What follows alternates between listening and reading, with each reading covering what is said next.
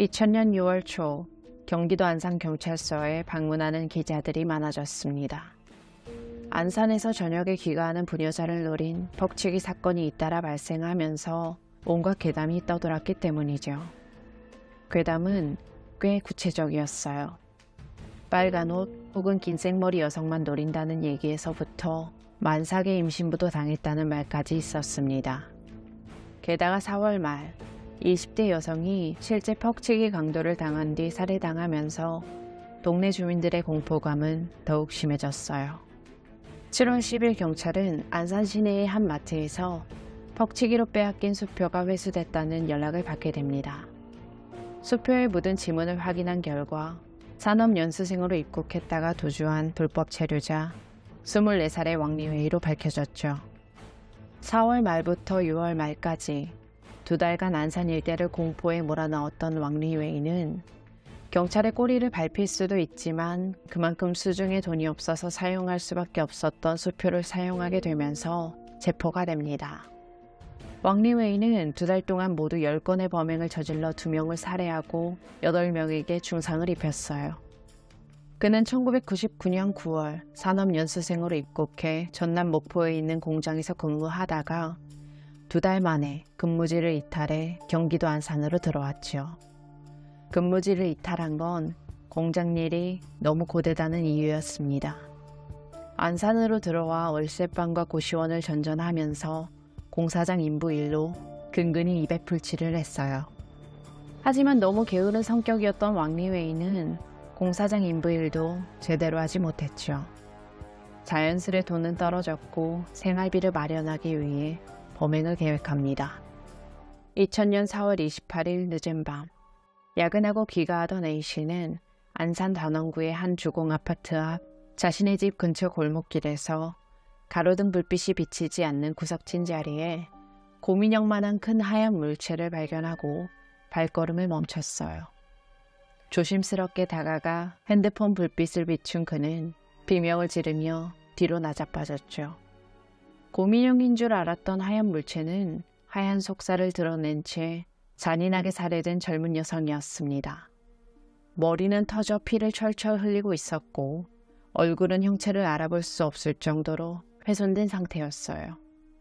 현장 감식을 맡았던 수사연구관도 옷차림 등으로 보아 20대 여성임을 짐작할 뿐이었다고 했죠. 사체가 발견된 길은 피로 흥건했습니다. 경찰 조사 결과 피해자는 24살의 정씨였어요. 정씨는 돌멩이로 머리를 2회, 얼굴을 2회 얻어맞아 두부다발성 분쇄골절로 사망했죠.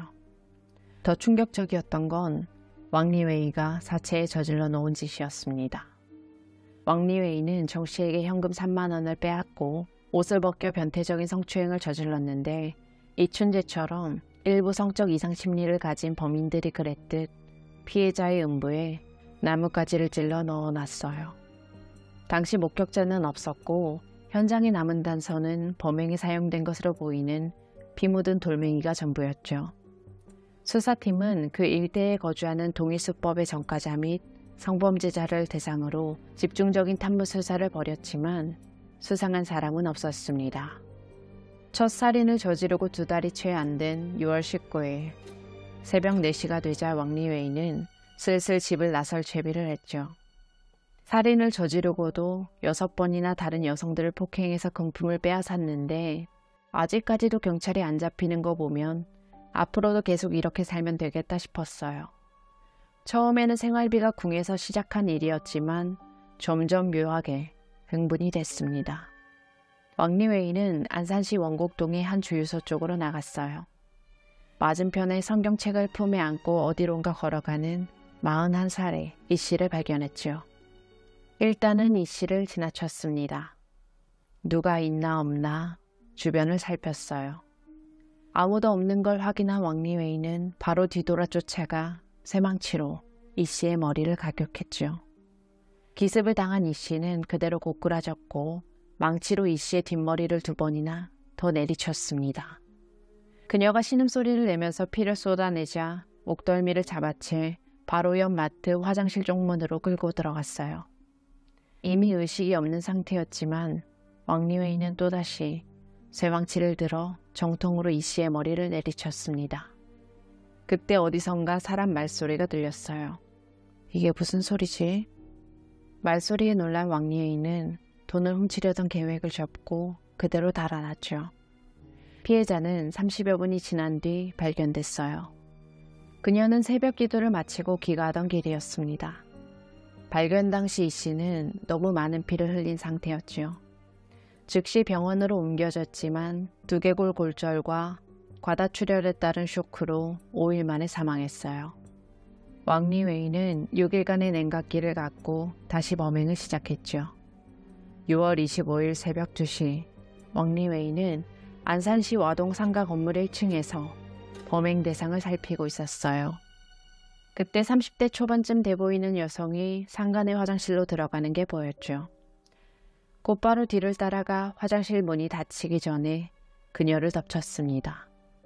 이때도 쇠망치를 꺼내 가격하려고 했는데 화장실 공간이 좁아 제대로 휘두르지를 못했죠. 여성이 비명을 지르면서 거세게 저항하자 왕리웨이는 서둘러 도주합니다. 그 상가가 늦은 시간에도 사람들의 왕래가 잦은 상가였기 때문이었어요.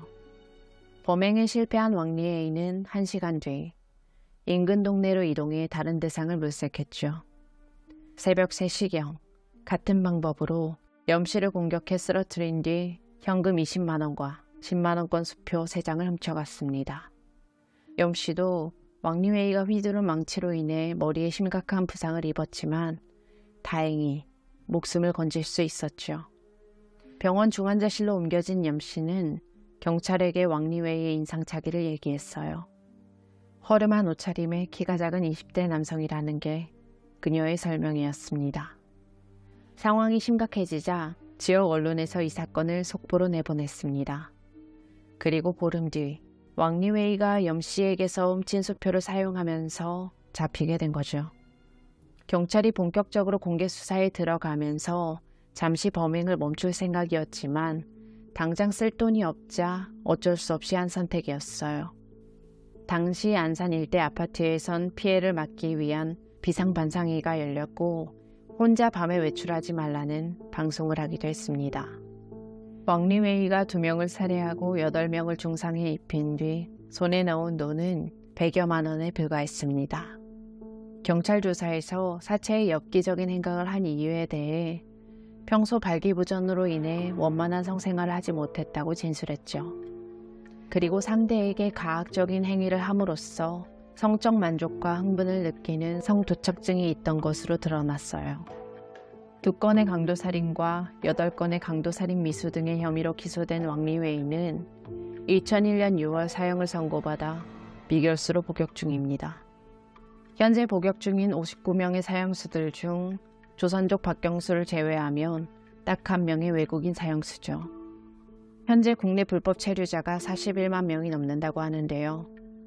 불법 체류자가 늘면서 외국인 범죄도 꾸준히 증가하는 추세라고 합니다.